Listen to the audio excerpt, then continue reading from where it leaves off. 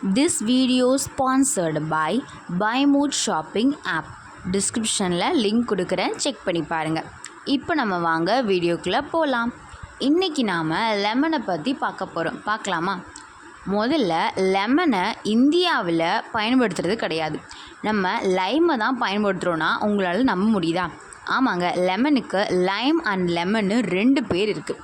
நம் நாட்டில் பரவலாக மட்டும் இல்லாமல் ரொம்ப அதிகமாக பயன்படுத்துகிறது லைம் தான், லெமன் கிடையாது. லெமன் அப்படிங்கிறது நம்ம அப்படியே சாப்பிடக்கூடிய ஒரு பழமாகவும் இம்புளிப்பான சுவையில் கிடைக்கக்கூடிய இத்தாலிய நாட்டு பழமாகவும் கருதப்படுகிறது. நம் நாட்டில் பயன்படுத்தும் லெமன் ஒரு நாரத்தை வகையை சார்ந்தது. இந்தியாவில் உண்மையில் நமக்கு கிடைப்பது லைம் என்றும் லெமன் இல்லை என்றும் கூறுகின்றனர். இஸ்லாமிய காலத்தில்தான் எலுமிச்சை பழங்கள் அறிமுகமானது என்று கூறுகின்றனர்.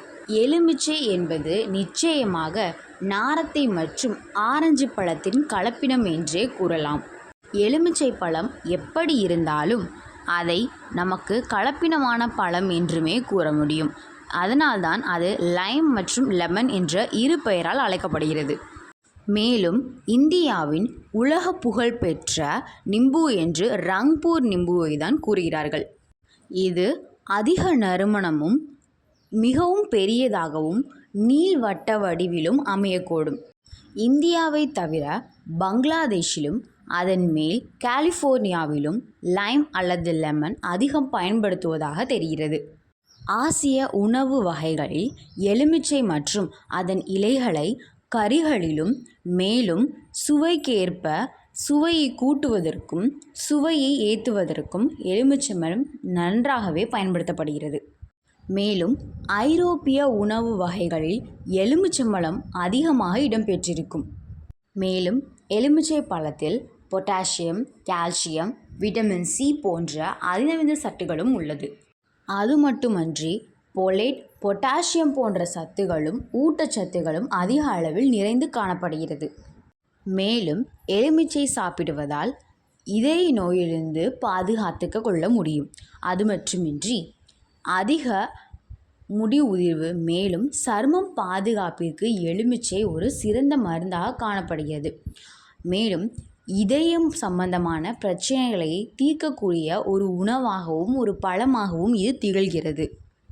எலுமிச்சையில் உள்ள விட்டமின் சி நோய் எதிர்ப்பு சக்தியை வலுவடைய செய்கிறது. மேலும் எலுமிச்சையின் சாறு சிறுநீரக கற்களை கரைக்கவும் உதவுகிறது. சிறுநீரக படலத்தை கரைக்கவும் உதவுகிறது. மேலும் எலுமிச்சை சாறு முகத்தில் உள்ள கொலாஜனின் என்ற அமைப்பை அதிகப்படுத்தவும் உதவுகிறது. மேலும் உடல் எடை குறைக்க நினைப்பவர்கள் கட்டாயம் எலுமிச்சம்பழம் எடுத்துக்கொள்வது நல்லது.